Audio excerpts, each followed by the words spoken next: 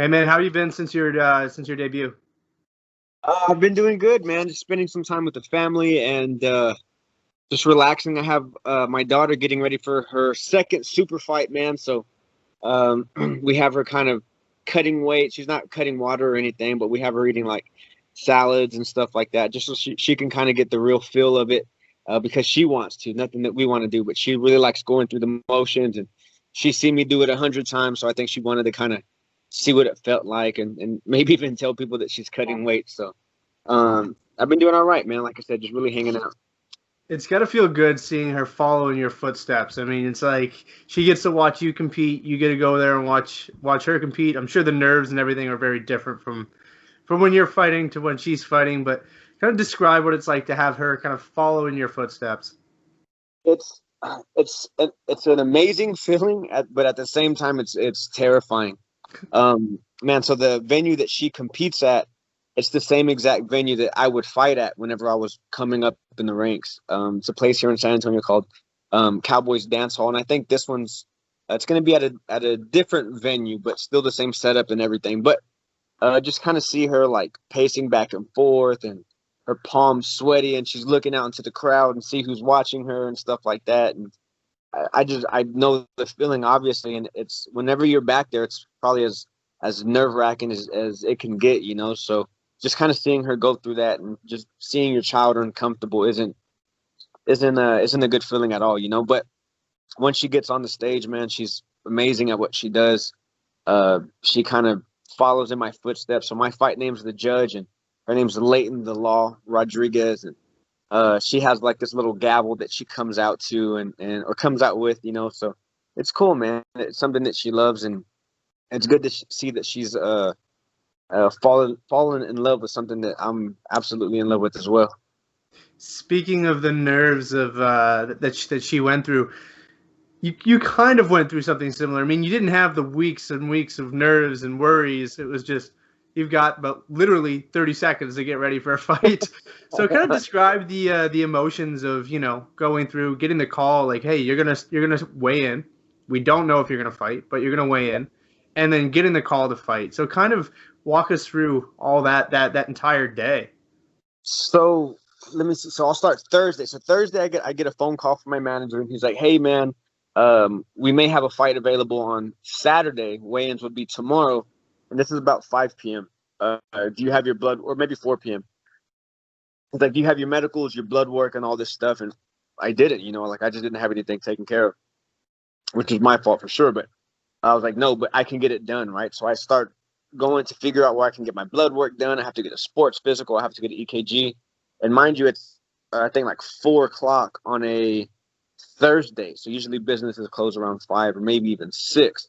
So I had just got home from practice or from the gym, and as soon as I walked in the door, I get the call. So like I kind of tell everyone to hold on because I think I know what's going on, you know. And he's telling me that I got to get this stuff done. So I'm on my phone. I have my 2 kids on the couch and my wife on the couch, and I don't even tell them bye or anything. I just kind of run out, you know. So I run out, go get my blood work, go get my sports physical, and he's like, "All right, you need to get to the airport now." And this, I think, after everything was said and done, it was maybe like 6 o'clock. So I start making my way to the airport, and I'm like in a tank top, flip flops, and like swim shorts, you know. Don't have a gym bag or anything, but I don't care. Like I'm not gonna miss this opportunity. So like haul ass all the way to the airport. And as I'm getting closer to the airport, my manager calls me. He's like, "Oh, we have some time." They switched the flights, so we had like a couple hours. So I had my wife meet me. She brought my gym bag, my mouthpiece, and stuff like that. And then they also got a flight for my coach, right? So we get to the airport, we go through TSA or whatever, and I'm sitting down on the bench, and I'm going through my Twitter feed, and there's a guy who I follow, man. He has like all like the latest news or whatever, and it says on his Twitter feed, it was like, not huge mistake or something like that, but Kevin Natividad, which is the guy who I was going to replace, isn't out after all. Like he's still fighting. So I'm in at the airport, like, wait a minute, I'm on my way to Vegas. Like, what's going on, you know? But I don't want to message anybody. Like, I don't want to message someone, my manager, and be like, yeah, it's not going to happen. Stay at home. Like, in my mind, I'm getting to Vegas. I'm fighting no matter what, right? So I land in Vegas. my manager calls me and he's like, listen, man, it looks like Kevin Natividad's still in. But here's what the UFC said they're going to do. They'll you're going to weigh in, and then we'll get you your show money for weighing in. You get to go home, and then you'll either have an opponent for the following week, or we'll send you home and you fight whenever we say. So pretty much I'll have show money, plus I get to go home, get a training camp, and then come back and fight for the UFC, which is, to me, it was beautiful at the time. Like, yeah, absolutely. But at the same time, my manager's like, but you never know, stay checked in. You never know what's going to happen. So just kind of stay checked in, you know? So weigh-ins happen. I make weight or whatever, go to the weigh-ins, and I'm kind of like, I'm just an alternate, you know what I mean? So, like, I'm nowhere even, like, thought on the card. Like, I'm sitting in the back corner. Everything's going on. Like, I'm just kind of waiting for my turn. So everyone does their weigh-ins. They finish. I weigh in. Everyone does their square-off pictures. And so Kevin Natividad originally scored or had a square-off with Kelleher.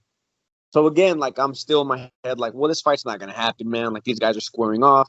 Also, being able to get a full training camp would be beautiful as well. So, finish with the weigh-ins. I still have to get medicals done because I'm not even close. I have to go get my eyes done. I have to get another EKG, everything that I need for the UFC. So I'm getting all this done, and still, like, nothing. Right in my mind, it's like, we're not fighting. Finishes. I finish all my medical paperwork or whatever, and I think it's maybe about 8 p.m. I get the call that fight's on, fight's on. Let's get ready to rock and roll, which now it's like, it's game time, switch goes on, which isn't a hard transition, but like prior to that, just like the balance, if you will, of like, damn, are we going to fight or are we not going to fight? It was just a time. Before I go on, let me preface with this, if I can. So that has nothing to do with me losing the fight, right? I lost because I made a mistake, and that's it. Like, this is just what happened prior to the fight, right? So let me preface it. I lost because I made a stupid mistake in the cage. But I'm just kind of giving you the rundown. So next day comes, I get my morning shakeout. I'm still feeling good. We get to the venue, and everything's business as usual. I warm up good. I feel good. We get to the cage. It's nice.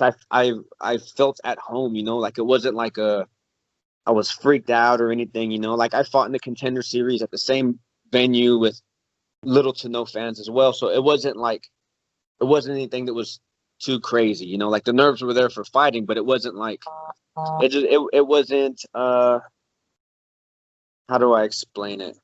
It wasn't too much. I felt at home, I felt at home in the UFC cage, and I felt good coming out. Landed some strikes. Whenever I shot that double leg, man. So originally I went for like a blast double head in his chest, and he kind of sprawled out away from me and then turned back in. And whenever he locked up that guillotine, man, like I was just in a tough position against the cage, and he subbed me, But like I said, man, it's definitely not my what I wanted to showcase in my first UFC fight, but I got the loss out of my way, man, and now I'm just looking forward to climbing up the ranks, climbing up that ladder, getting a full training camp, feeling good going into the fight, man, and moving forward, So, I am in the UFC, yes, but I don't consider myself a UFC fighter until I get that first win in the cage. So, just excited to get back to work. I know, like, there's so many cases of guys taking a fight on short notice, and sometimes, very few times, it does go their way, and they get the win. So, like, don't, I'm sure you've heard this, head up, short notice fight. But at the same time, I mean, was there ever any hesitation? Like, you're like, oh my God, I'm fighting a guy like Brian Kelleher on a day's notice? Or was it just, I'm ready to fight, man, I just need to be in the UFC? Or was it just one of those calls that you really can't say no to? Yeah, so there's no way I'm going to say no, right? I don't think you can't get much more short notice than that, but there's no way I was going to say no.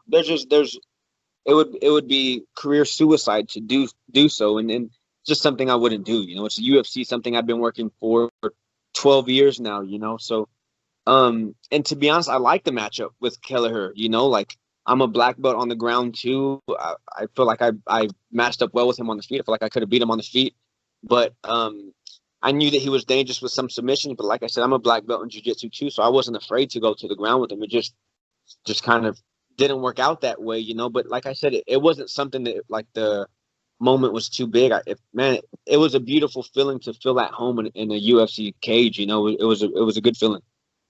So you talked about building. It was something you've been trying to do for 12 years, make it to the UFC. You had a fight on the Contender series. When you lost it to Tony Gravely, who was very experienced, very good. He's in the UFC now. After that fight, was there any worry that, you know what, I may never get the opportunity again?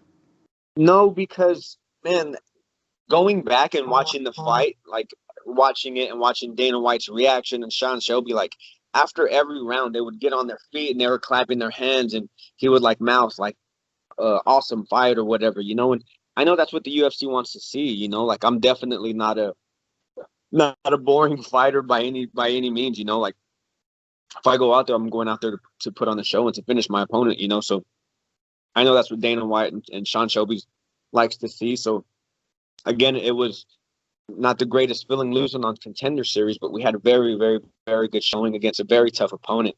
And talked to my manager, you know, and he said, go back and get a win, and we'll be back in on the radar again. So what happened was I fought in November. I got a W.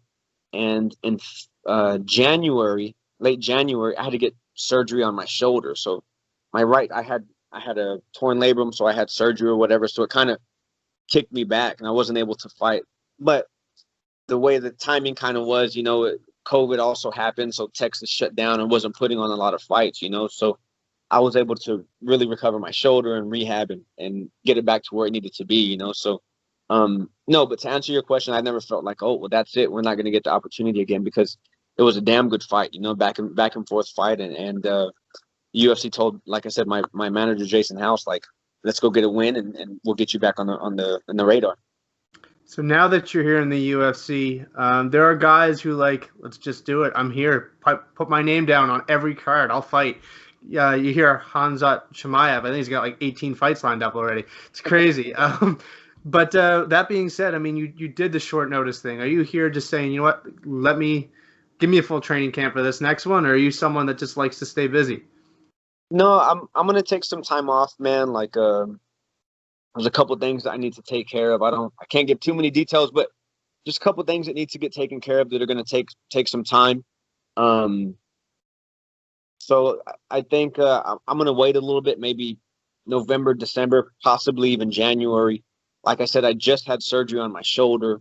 So there's a lot of little things that need to be fixed before I get into the next fight, you know.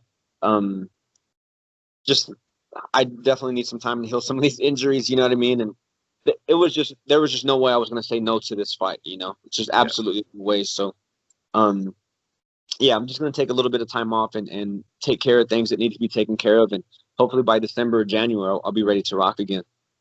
Looking forward, I mean, as a fan, one of the most exciting things throughout the pandemic was hearing about Fight Island. Like, it's big mystery. What is Fight Island and all this stuff? If the opportunity were to come up, is that something you'd be open to? Are you interested in traveling the world with this fighting thing, or are you someone who likes to stay local and just fight in the U.S.? No, hell no, man. I'm trying to travel the world. I was in the army for 6 years, man. So I got to fight in Germany. I fought in Holland, Belgium. So I've been able to fight Europe, USA. You know, I was in Iraq for a year. I didn't fight, obviously, but was training and stuff like that. But I'm trying to see as many places on this map as possible, man. So if we can get to Abu Dhabi, man, I'd absolutely love it. Okay. That being said, where is your dream destination? I mean, Netherlands, New Zealand. These are the places that I want to go to. What is your dream destination? Sounds like you've been all over the map. Like to go fight, like a place to fight at, or just to go kick it? Just to go kick it, fight, and then maybe kick it afterwards. Well, if we're talking vacation, man, I'm probably gonna do something like, where am I going, man? Maybe something like Belize or Costa Rica or something like that, man. Go check out some crystal clear waters, man. Take the family with me. You know what I mean? If we're talking about fighting, man, I would love to go to Obviously, Abu Dhabi would be phenomenal. Australia would be nuts. Or right here in San Antonio, man. I would love to put on a fan once COVID-19 passes and everything kind of chills out. I would love to fight in front of my hometown, man. I know I've definitely packed the AT&T Center, and yeah, that would be a dream come true, man. One of the things I built this platform, I started off just making matchups, and then started getting into interviewing fighters. But that being said, is there an opponent that you're like, you know what, when it's all said and done, whether it's because you dislike them or whether it's because it's someone you've idolized for so long, is there one opponent that you're like, I'd love to just test my skills against them?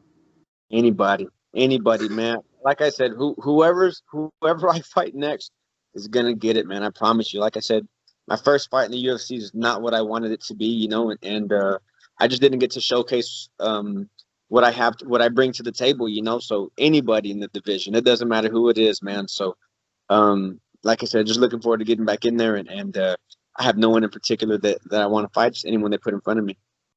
Another thing I kind of built this platform on was making predictions. That being said, there's a huge title fight coming up with Jan Blachowicz fighting Dominic Reyes. Not sure how much of UFC you watch or whatever, but do you have a prediction for that fight? Let me see, man. Reyes is definitely on a tear. I watched the fight with him and Jones. You know, it definitely could have went either way. With the other guy, what's his name? Blachowicz.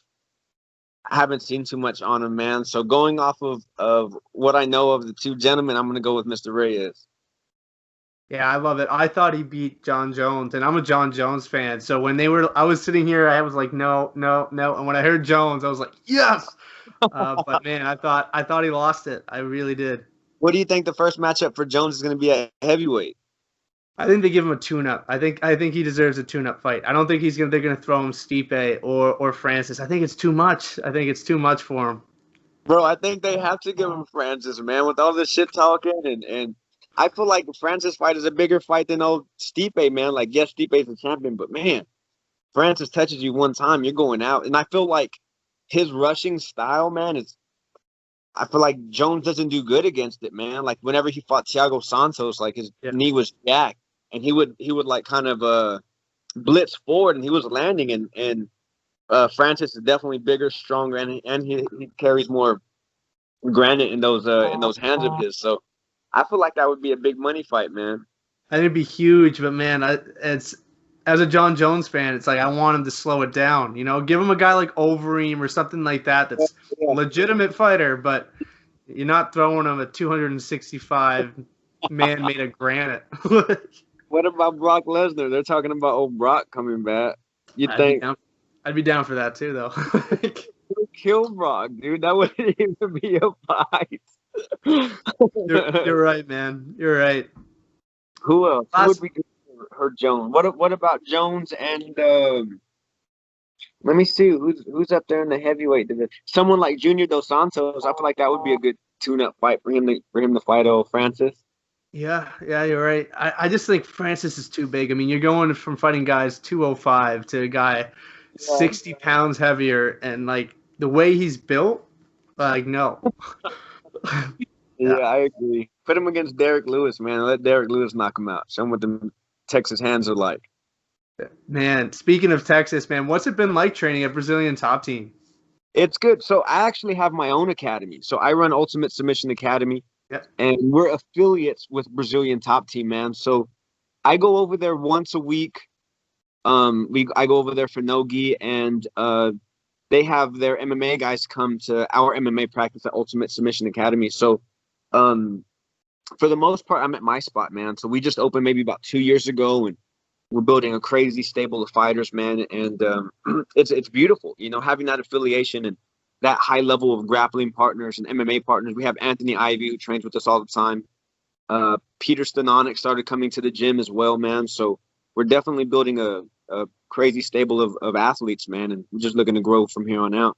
Do you think that's the key going forward? I mean, back in the day, I mean, it was always like Randy Couture's gym or like these big gyms really were just the ones that ran everything. Do you think the secret now is these smaller gyms like Elevation Top Team and Sanford MMA? Yeah, I think if you go to a gym like Greg Jackson's or American Top Team or something like that, and you're not in the UFC or Bellator, and you're going for a training camp, I don't feel like you're gonna get the tutelage that you need to get ready for the fight. You're kind of like another sparring partner, you know. And um, I don't know, man. I think training at smaller gyms, you know, to where you have high level guys, but not so many guys where you're not getting the like attention of coaches or details worked out that you need to, man. Um, I don't know. I feel like there's definitely benefits to both, you know, but um, I think again another thing I'm gonna work on too is doing both of them, training at my gym, but also making some moves, man. And I wouldn't mind going to Vegas to have some good training. Some good camps over there. There's a lot in Houston, man. There's Fortis MMA in Dallas. So I have a lot of options, you know. So one thing that a lot of people were telling me, like, you need to make these transitions, you need to move full time. But I can't forget what got me to the dance. You know what I mean? Like, we've beaten tough guys. You know, I knocked out Jimmy Flick in 2 rounds and beaten UFC veterans and high level guys in the rankings by training the way we do, you know. So I will, you know, like I'll dabble at, or go to other gyms and learn as much as I can, you know. But at the end of the day, man, like I just really can't forget what got me to the dance, you know, and keep on doing what we're doing, you know. Yeah, I like that. I mean, you hear it so many guys like move into to a bigger gym and then not really finding their success because, like you said, I mean, you're not going to go to Greg Jackson's and kind of replace a Jon Jones. You know, you're always going to be. It's like, no, Jones is fighting the same day. Yes. You know, so I get what you mean, and you hear it so many times that stick with your gym, or you know, you can't really build a connection with the same way you could at a smaller gym. True, man. It's so true. I think you just kind of have to not pick and choose, but do a little bit of both. You know what I Yeah. mean? Get the work at where you feel at comfortable. But again, it's also good to get out of your comfort zone, training with different people, sparring with different people, rolling with different people, and just being in a different setting, you know? So I think just kind of balancing the two, man, like surfing that wave a little bit until you find what's the best case scenario for you, you know? I want to end on this note. I was talking to my girlfriend the other day about getting my kids someday into the sport, and the instant answer was absolutely not. No way, Jose. So as someone whose daughter competes, what's the message for parents who are like hesitant to throw their sport or throw their kids into a sport like mixed martial arts? I think it's important, man. Like just the self confidence that comes with it, you know. Like obviously that's cliche, but it's true, man. Like I said, I have my own gym. We have I don't know anywhere from 20 to 30 kids in majority of our classes, you know. And seeing where the kids are from the first day they come into the gym to say a month or two after, it's night and day, man. Like they just kind of they walk a little bit taller, their chin's a little bit higher, you know. Like they believe in themselves a little bit more, you know, and I feel like that's something that gets overlooked because it's said so often, right? Again, it's cliche. Like you do martial arts, you get confidence, man. But until you really see that spark in a kid's eye, and you have no idea like how much better that child feels about themselves, knowing that they could, if they needed to, they could defend themselves. You know, if something were to happen, or bullies coming up to them or something like that, and they know how to defend themselves, or they know that they're safe in that situation, versus a kid who's never been in a rough situation or rolling or sparring or something like that, not having that familiarity, man, it's terrifying for me to think of my daughter going to school and some kid coming up to her and pushing her or something like that, and her just having this deer in the headlights look and being terrified. That scares me more than putting my daughter on the mats and allowing her to be a little bit uncomfortable, you know. And it is terrifying, you know. Like it's scary the first couple of days. The first day my daughter did jujitsu, like I think at the time I was a brown belt and I was trying everything in my power not to coach, man. But you have to let your kids kind of experiment a little bit too, and you have to let them fall at times. You know, it's not the easiest thing to do, you know. But seeing my daughter get taken down or submitted, it's not fun. But internally, they're able to deal with it and they get better for it. You know, they get stronger for it. So yeah, if you're having second thoughts about putting your kids into martial arts, I challenge you just to give them a week. If they love it, they love it. I encourage you to allow them to continue in that journey. And if they're not comfortable with it, then there's other options, you know, football, baseball, basketball, or whatever, you know. Like I feel like coming up, whenever I was a child, I've always played sports, man. And I've learned so much just from camaraderie to understanding someone like a coach, telling you what to do, and like I said, you just learn a lot about yourself, man. So yeah, do it. I say you do it, my brother. Just let them try for like a week, and I promise you, man, it'll be scary the first couple of days, but then they start getting these takedowns and they start getting subs, and you're in the stands like, yeah. And the coach is like, sorry, sir, you can't be doing that, and you got to go outside. And you're just like, I'm telling you, you'll love it, man. Yeah, I mean, I joined really late. I started doing jiu-jitsu at 23, and it took me 2 months to get my first submission. So not quite at the same level, but the second you get it, it's like, oh man, I'm ready for street fights. So I know that feeling of confidence, man. The second, I mean, I got submitted hundreds of times before I got my first one, but the second you do, it feels so good. It's the best. It's the best ever. All right, man. I think we couldn't have ended on a better note. Thanks again for taking the time and calling me back after after my computer crashed. No problem at all, man. Anytime, if you ever want to do it again, man, I would love to. All right, man. All the best. Stay safe, and hopefully we get to see you sooner rather than later. I know you said December, January, but I want to see you out there like tomorrow.